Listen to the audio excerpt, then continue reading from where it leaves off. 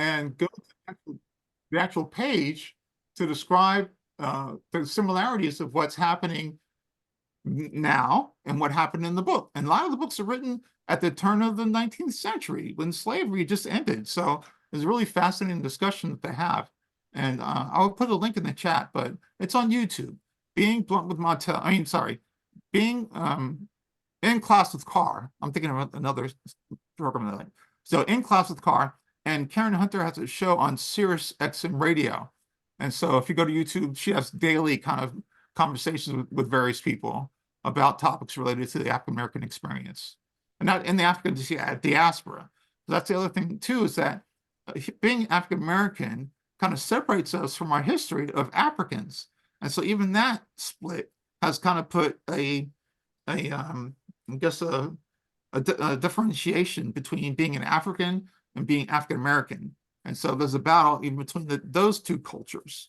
There's a really good documentary called it's called Bound, African versus African Americans. And then the documentary, you realize that Africans are taught not to teach African Americans, and African Americans are taught not to teach Africans. But if you look at the history, both of us have been colonized by European and white settlers, and so and that's why they told us not to trust them. And so it's a really good documentary. Yeah, so that Booker T. Washington dialogue has come from then, and I think it's still to this day, because now it's a class struggle also, right? So does that answer your question? Sorry. I know I ramble sometimes, so I try to. I really wasn't asking a question, just interested in your comments. So thank you for sharing. Sure. Yeah. Yeah, I thought that was incredibly fascinating myself, and I wasn't sure, being that was like such learning for me, I wasn't sure if that was overly critical or not. I mean, it was something that there was a lot of eye-opening knowledge in here for me. And I think that this is just a film that needs to go kind of further and wider, and just even teaching me about HBCUs. And Paul, I was wondering, towards the end of this film, it starts taking a look at what does the future hold, right, for them. I don't know, do you, and this is just a personal thought, do you or Jasmine have any thoughts on that? Well, it's kind of interesting because a lot of the universities have gone out of business. I think Morris Brown is one. And my sister, actually, who lives in New Jersey, went to Morris Brown. She's graduated, she's got a job and everything like that. But it's the same kind of struggle that happened to Prairie View, because what happens is that a lot of the students don't continue to go there, so they lose money because the federal government will give universities money based on the number of students they have. But with declining enrollment, then they lose money and they eventually go out of business.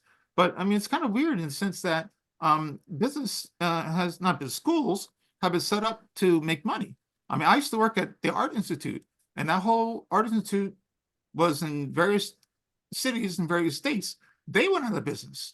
And so it's really kind of interesting, especially when you look at who they put as far as like the education person. And so when number 45 was in office, he appointed this woman as the head of education who didn't really have any real experience, and she was all about the money. And so, yeah, and that's what happened. And so, yeah. Does that make any sense? I mean, okay. Yeah, I wonder, hearing Jasmine's input on her experience and the difference. Unfortunately, she's out the room. She had a phone call. I had to leave the room. So no worries. Yeah. But the difference in hearing from folks in the film too, like the difference of her experience and having that feeling of playing on a more equal playing ground and feeling accepted and free to be more authentic and bring her best self. I just think that's huge, right? And yes. So it definitely kind of makes me want to know more about HBCUs and kind of hopeful, in the future that this kind of thing can continue. I'm sure there's two sides to all of it, just like we were talking about the Booker conversation earlier. you know, kind of the two sides to it. But, you know, did one as a precursor to the other, Good you know, question. make a difference? Yeah. Yeah. Anyways, I might be Another thing is that you don't have to be Black to go to an HBCU. They accept everybody. And that's what's really interesting is sometimes you can get a minority scholarship as a European American to go to an HBCU. And so, and then it's kind of the opposite. It's the African Americans get scholarships to go to PWIs, primarily white institutions, but European white folks can get scholarships to go to HBCUs. It kind of balances it all out. But I think HBCUs, I think an African American should at least go to an HBCU, at least for like a semester or a year, because you get to learn about your history that they don't teach in PWI schools primarily. And it's about the camaraderie and the friendship and those types of things that I think from an African American side, you only get if you go around, be around a bunch of your own people. But even within African Americans, we can be racist too. It's all about skin color, you know, so the caste is real. And my wife just came back. So they want to know about your experience going to HBCU and dealing with the monetary issue. Is that right, Angela? Is that cool? Well, yeah, yeah. And actually, kind of what I was wondering, Jasmine, in the film, you know, it kind of gets brought up. What do people forecast as the future? What does the future hold for HBCUs? And I was just wondering if you had any thoughts on, like, I sit there with kind of what's going on and yeah, financially, and we know that some schools just aren't making it overall. So there's kind of that aspect, but you know, just your personal thoughts on what do you think the future holds and or should it hold for HBCUs? Well, I think that depending on that, some HBCUs are much better funded than others, and like Howard was one of those HBCUs that I think had, you know, significant endowments, and they were right there in DC. So that was the kind of one of the flagship HBCUs because it's like right up the hill from Capitol Hill. So I didn't experience going to a HBCU that was really struggling financially. But I think what would have been very helpful is if there was more funding for students.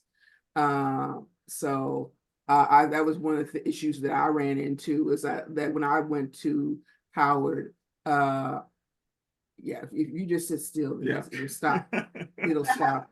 The phase thing, yeah. It phasing in and out. Sorry, this background is weird. Yeah. But there wasn't as much funding. I got more funding from the predominantly white institution than I did from Howard. When I got to Howard, as far as, I mean, I could take out student loans and stuff, but there wasn't like, you know, this scholarship that covered my tuition or anything like that when I got to Howard. Or and so I ended up having to work to you know, have my living expenses covered. And you know, DC is a lot more expensive than Ohio. So I had to, you know, hold down a full-time job while I was there. But you know, it was kind of one of those situations where I wouldn't give nothing for my journey now. But I know that there's some other schools that they said they're not funded to the same extent others like state schools are, and I think that should be addressed and taken care of. Yeah. I see a hand. Yeah. I wanted to ask Paul, you briefly commented something that I wasn't particularly aware of, that the HBCUs are open to enrollment by other racial groups. Yes, that's true. Well, linked to that, does the term HBCU, which with the H being historically, does that imply that what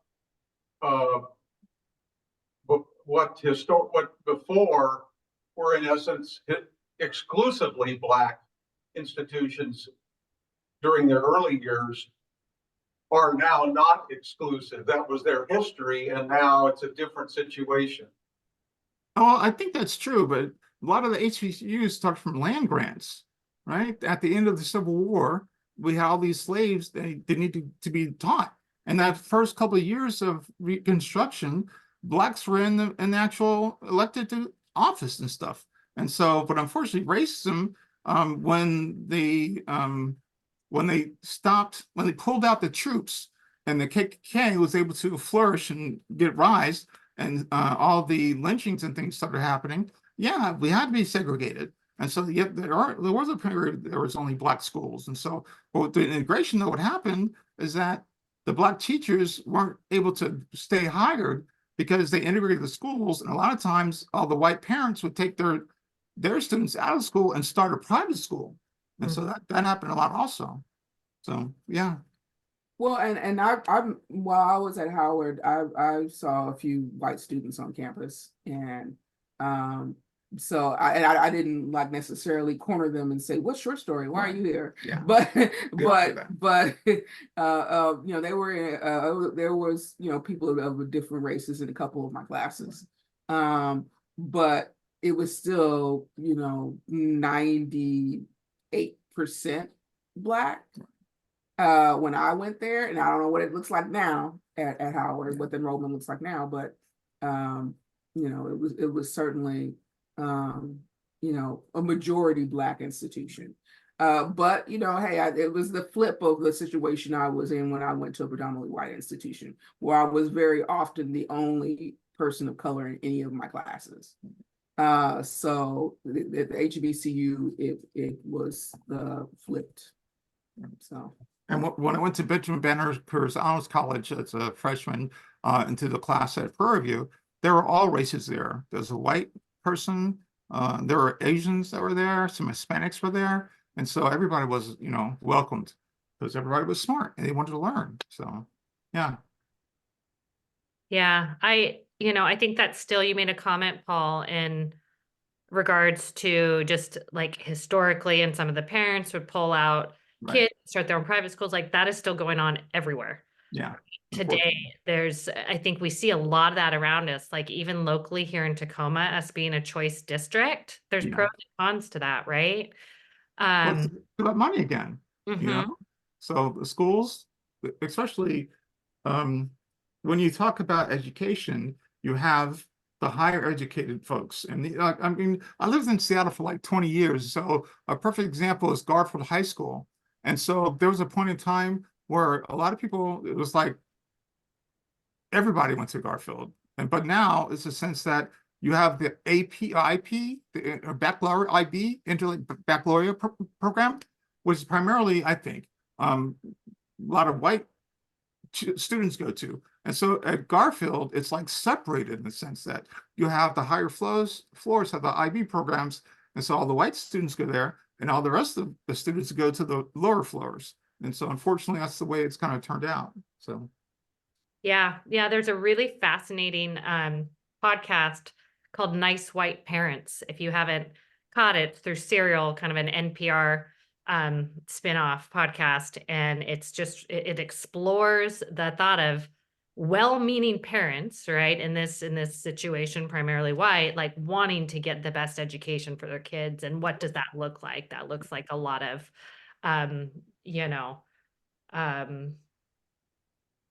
segregation. That's what it looks like. It looks like a lot of people with, wealth and affluence and in these little pockets getting education and, certain resources and stuff going there versus being spread. And anyways, not to get too off track, it just had me, the inequity and just the exploration of it from the beginning. So going back to slavery and then seeing it throughout. Yes, there was some growth and then some setback, but still thinking of through that today. And also just some of the going backwards when we think of, what's happened politically the last 10 years and COVID, which hasn't really helped much of anything. Right. It's just really eye-opening for me. Yeah. I mean, you think internationally, and countries like China have more advanced students than the entire population of the US student body. Mm-hmm. Right? I mean, that's crazy when you think about it. And there's another really good documentary called 4 Billion Minutes. This came out way before even like the other good education movie about Superman. 4 Million Minutes is about 4 years in high school. And so there was a gentleman who studied 2 students in the US, 2 students in China, and I think 2 students in India through those 4 years. And we got to look at and see how those students do in their private time.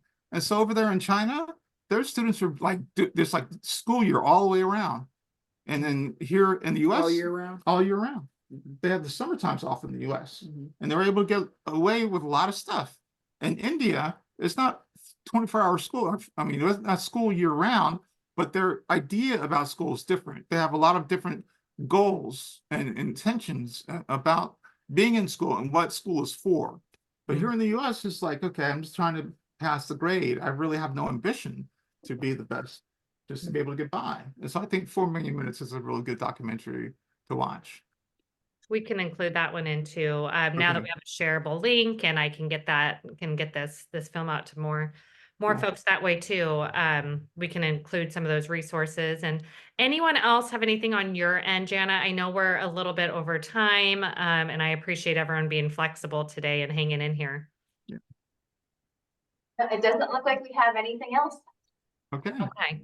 Well, Thank you. what we'll do is, like Paul, like I was saying, I'd love to connect with Pamela and us get on and have a nice kind of chat about this, and I'll include that, like I said, for any interested with in these resources and that conversation, as long as you give your email to Jana, unless you registered on Eventbrite, but I know not everyone that for Senior University always does that. So I appreciate you, Jasmine, and you, Paul, being here. I'm so glad at least we were able to connect through this.